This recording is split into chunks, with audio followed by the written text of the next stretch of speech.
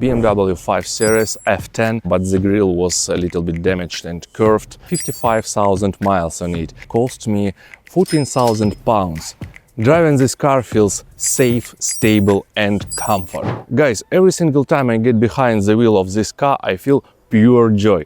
And in this video, I will tell you about most comfortable and, more importantly, affordable business class car in E-segment. I will share my experience, my emotions about this, I think, still relevant car. Stick around until the end of this video if you want to hear an honest owner's review and get a valuable tip if you are considering buying a business class car.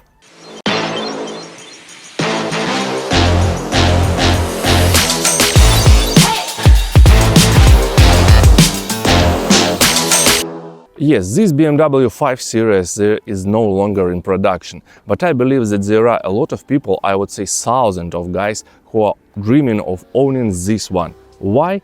Because this car was, is and I believe remain relevant car in next coming years. Why I choose this car? Personal story. When I was choosing a car, I had two options in my mind. First, it was BMW 5 Series F10, and second one was Mazda CX-5 of 2018-2010 years. You might ask, why such different cars? And I will explain. Let's start from the Mazda. I always liked Mazdas because I think they proposed the best price to quality ratio on the market. Great exterior design, well-equipped interiors with great features and solid reliability. By the way, I had owned two Mazdas. It was Mazda 6 of 29 and Mazda 3 of 2014 years. And that's why I liked Mazdas. But BMW? Well, first, it's because it's BMW. It's style, speed, comfort and instant recognition. Second one, when I grew up, I saw BMWs like a symbol of something ultimate great. And third one, because F10 I consider a modern classic. Also, one specific moment sealed a deal for me. It was 5 years ago probably. I was at Mazda service station when some guy on a blue BMW F10 pulled up to the service and the color was incredible, you know, the car was looking stunning. I had a conversation with him because at that time I already knew that I need and I want this F10 model. So I asked him about the ownership and it was the first owner of the car. At the time the mileage of this car was about 100,000 kilometers and it was 8 years old. And what I want to say you, I inspect the car from the outside, from the inside. The condition was really, I would say, perfect. That's when I realized if I want an affordable, luxury, comfortable sedan, it was it. So how I bought this BMW? I found F10 Silver at an auction, did my research. It has minor front-end damage. I would say the headlights and the bumper was pretty okay, but the grille was a little bit damaged and curved. Then I examined the exterior, interior, looked into the engine bay.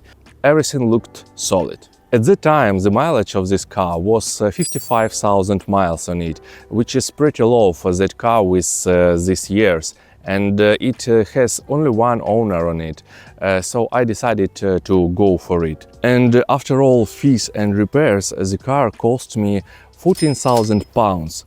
Somebody can say that it is too much, somebody can say that it is okay, but for me it was okay because the condition of the car, as outside and inside, was really perfect and well managed. Some people say that 2.0 liter diesel engine is too weak for this car, but let's be honest, it's a myth. So what I mean? For an average driver in daily usage, it's more than enough, to be honest. In daily driving, you know, this car is much faster than more others on the road. But if you really want more power, you have two options. Number one, it's stage 1 and stage 2 tuning.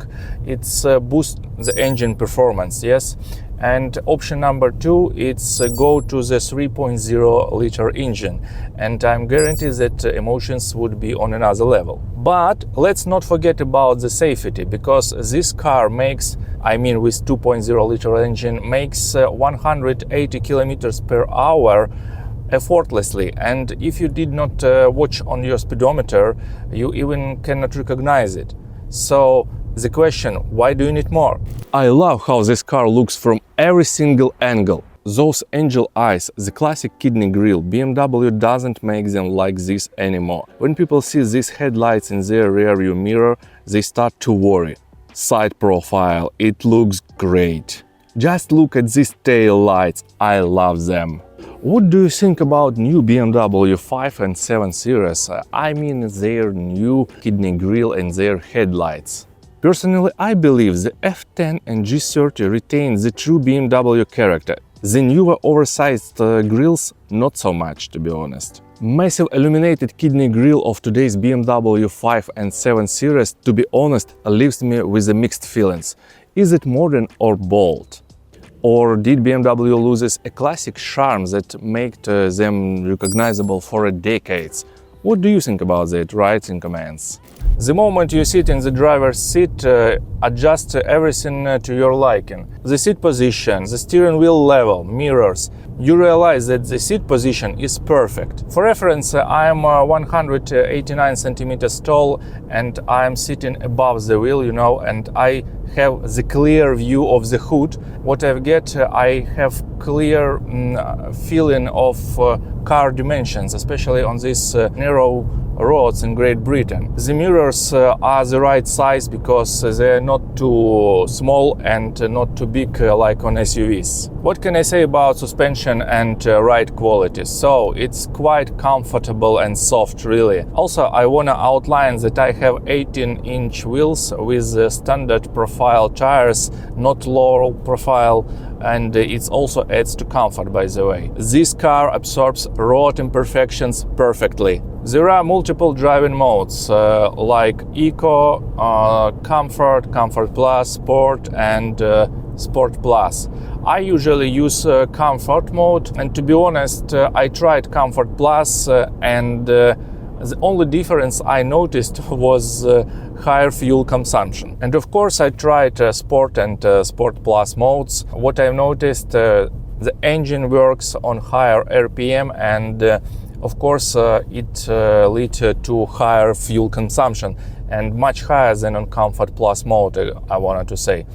And of course the car becomes more responsive. In general it's responsive, but in sport mode it's like you just press on the accelerator and it goes, Passenger comfort, I would say it's on the top, and I give you example with my wife when we are going for a long trip. I started to drive and let's say after 30 minutes she is asleep, and it's not usual for her because in other cars she didn't do that. What about sound insulation? It's perfect, I would say, because I have with what to compare, and maybe you hear now while I'm driving something and maybe you are not, I would say it's pretty quiet in the car, even on the motorway.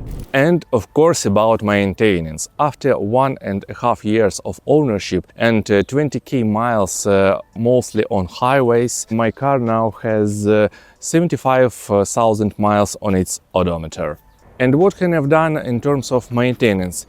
So first one, oil changes and filters and so on every 7,000 miles. Actually no major issues at all.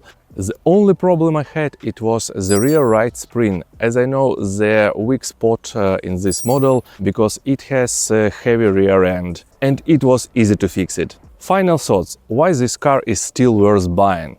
Driving this car feels safe, stable and comfort. It's heavy like an iron, no sudden shakes on highway, no issues in winds or corners. The steering is precise, the brakes are responsive and throttle also responsive and well balanced.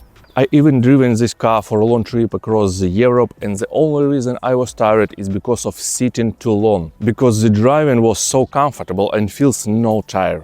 And here is my valuable tip that I promised in the beginning of the video. If you want a comfortable, high-quality luxury car but can't afford a brand new one, get a well-maintained old flagship model instead. Find a good one, take care of it and enjoy the ride. Was useful? Put like, subscribe and see you!